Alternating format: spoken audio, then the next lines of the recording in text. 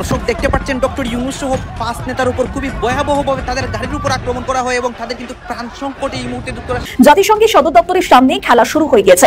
আশঙ্কা ছিল, আশঙ্কা সত্যি হলো। রাজপথ দখল নিলেন আওয়ামী লীগের কয়েক হাজার সমর্থক। ইউনূসের ছবিতে পরানো হয়েছে জুতোর মালা।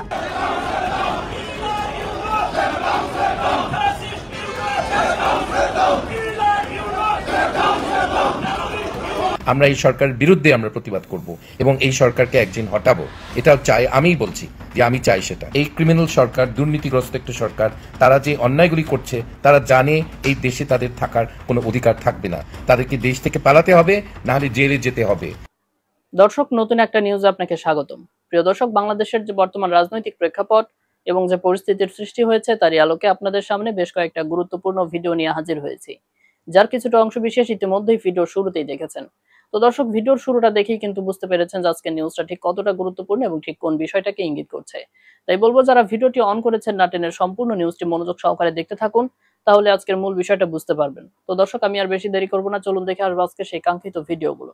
তবে তার আগে বলবো, যারা প্রতিনিয়ত আপডেট খবর দেখতে চান তাহলে অবশ্যই আমাদের চ্যানেলটি সাবস্ক্রাইব করে পাশে থাকা বেল আইকনটি ক্লিক করে দিন। আর যারা ইতিমধ্যেই চ্যানেলটি সাবস্ক্রাইব করে রেখেছেন তাদেরকে অসংখ্য ধন্যবাদ। তো চলুন দর্শক, ভিডিওটিতে একটি লাইক দিয়ে আমরা ধারাবাহিকভাবে সবগুলো ভিডিওর আলোচনা দেখে আসি।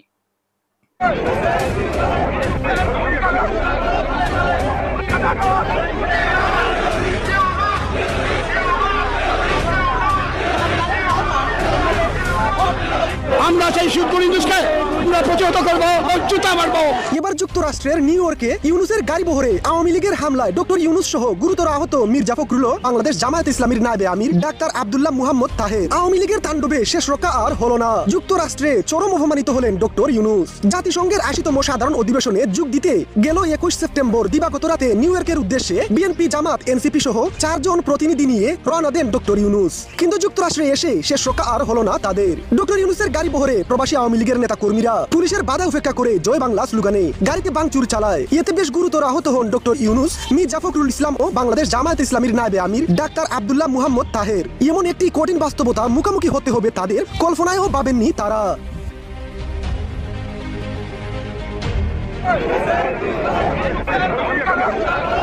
এই সরকারকে উৎখাত করা বা এই সরকারকে সরানো এটাও কোনো অন্যায় না।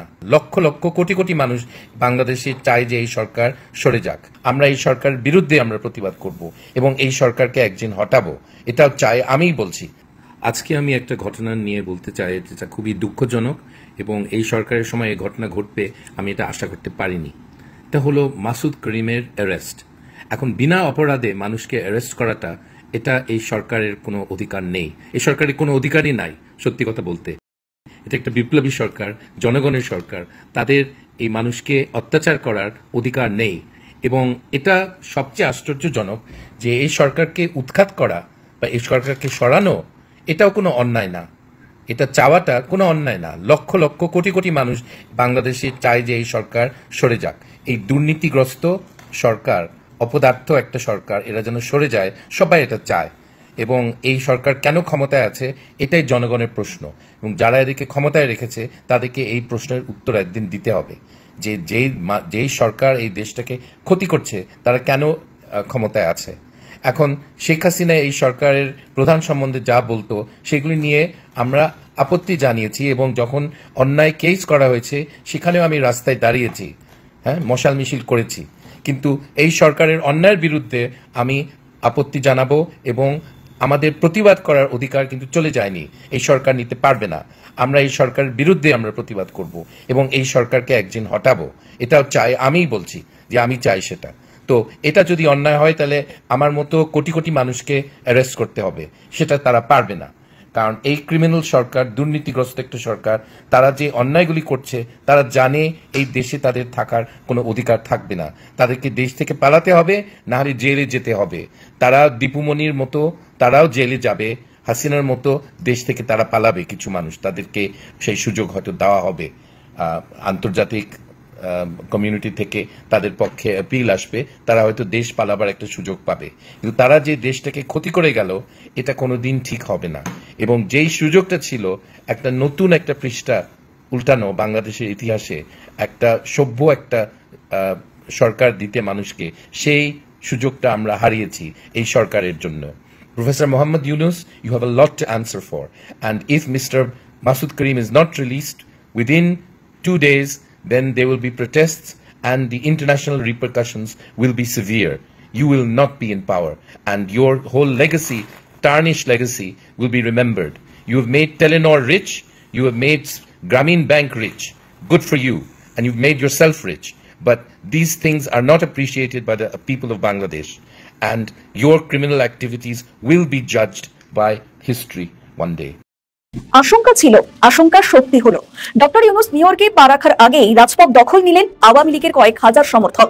জাতিসংঘের সদর দপ্তরের সামনে খেলা শুরু হয়ে গেছে। ইউনুসের ছবিতে পরানো হয়েছে জুতোর মালা। অবৈধ ইউনুস সরকারের সফর ঘিরে নিউ ইয়র্কে যুক্তরাষ্ট্র, আওয়ামী লীগ এবং সহযোগী সংগঠন এবং প্রবাসী বাংলাদেশি একাত্তরের পক্ষে সকল মানুষের প্রতিবাদী মিছিল হচ্ছে। কঠোর অবস্থান দেখা যাচ্ছে। এমনটা হতে পারে সেটা অনুমান আগেই করেছিলেন ইউনুস। তাই সফরে নিয়ে গিয়েছে ফখরুল, তাহের, আক্তার, তাসমিনদের।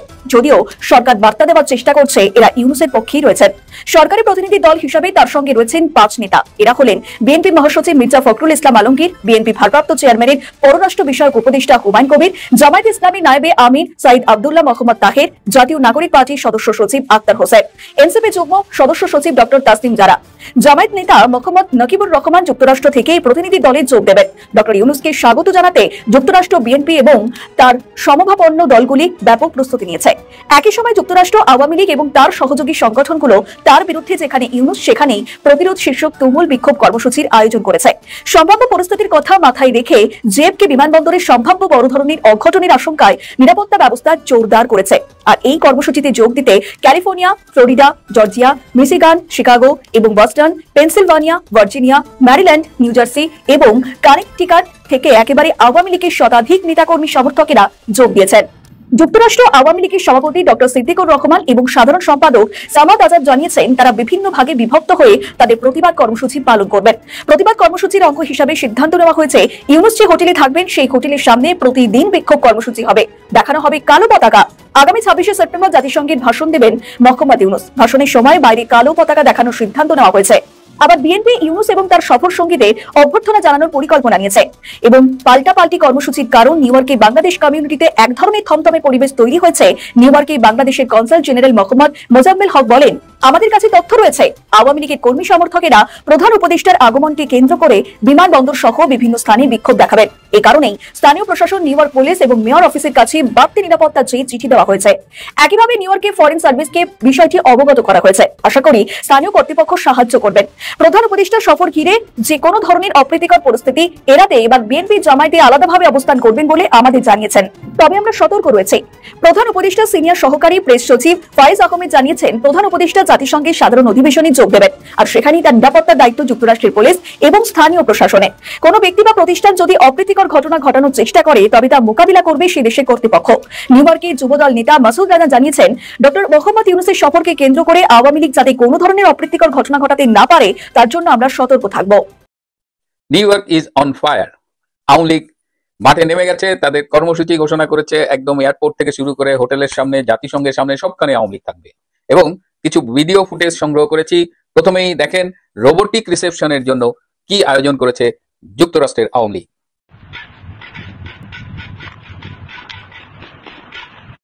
নিউ ইয়র্কে বিক্ষোভ হবে, আওয়ামী লীগ এক অংশে বিক্ষোভ করবে। পুলিশ নিশ্চয়ই আয়োজন করেছে যারা ইউনুসের পক্ষে নাচানাচি করবে তাদের জন্য নিশ্চয়ই আলাদা জায়গা থাকে, কিন্তু কোনো কোনো ব্যাককল এইসব ভুলে নিজে মাস্তানি করতে যায়। এরকম এক ব্যাককলের সন্ধান পেয়েছি।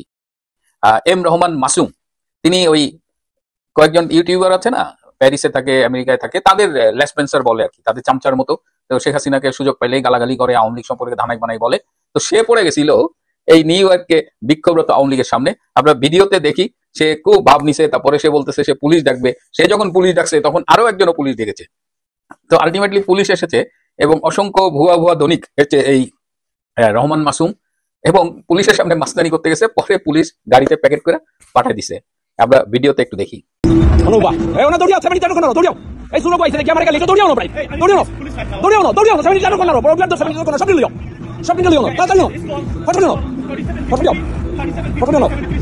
Someone, there's a guy, they're attacking me right now. Can you come right now? They have arms, they have arms. Can you come right now? Yeah, he said he's calling people to attack me in my car, trying to vandalize my car. Hey, I call police for police. for police. Yeah, 37, right.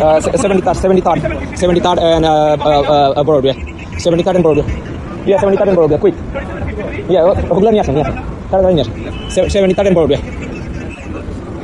73rd and Broadway.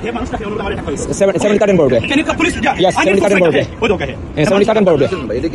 সে আমার ফেসবুকে বলছে জানি মারবে তুমি কাছে মারতে মারে জানি মারতে আসছে না না সে আমার চেয়ে দিয়ে দিবে ভাই ওয়েট করে কথা বলেন yes I need a police 73rd and Broadway front of the No, don't go. এটা যায় না। এটা যায় না। এটা রাখে দাও। তার সন্ত্রাসী হে হয়। Yes, 73rd and Broadway. Yes, 73rd and Broadway. তার দুঃসাহস দেখেন। Yes, the guy threatened me. He live in New Jersey. He come here. He want to kill me. He's threatened me on Facebook and he's here with car and arms. So I need a police now. I need a police now. Quick, please. He have a weapons. Yes, he have a gun. He come from New Jersey. He want to kill me. He said he gonna kill me. Yes. He have a car Tesla H. Is a New Jersey plate. H like Harry 43. You like United. They like John. They like John. I was talking with a journalist and yesterday see me. He's calling more people. I mean on the phone. He have a weapon. Yes, he have a gun. He have a gun. I need police force right now. He have a gun. He have a gun in his head, his pocket. Yeah, that's why. His pocket. He have a gun. He's a pocket on his pants. Otherwise, he's trying to attack me and my car. I need police force right now. He's a Bangladeshi. He's a criminal. He have many history of criminal. He have many history of criminal. He have a history, many history of criminal. He's a criminal. Please, he's a criminal. Please help the video record. He told me he's gonna kill me. He told me he's gonna kill me. So please help me. We have to deal with him right now. No. He's touching me online and he's the witness.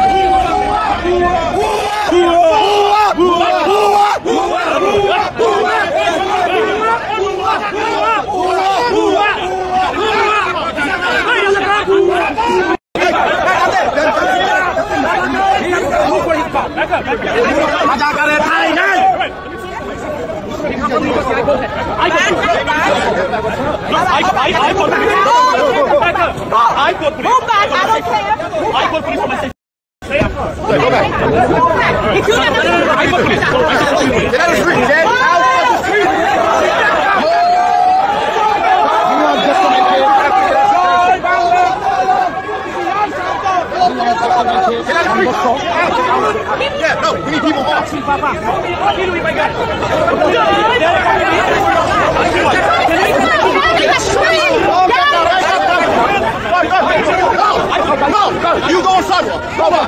Go on sidewalk. Go on sidewalk. Okay. Go on sidewalk. Listen to me. I have a brand.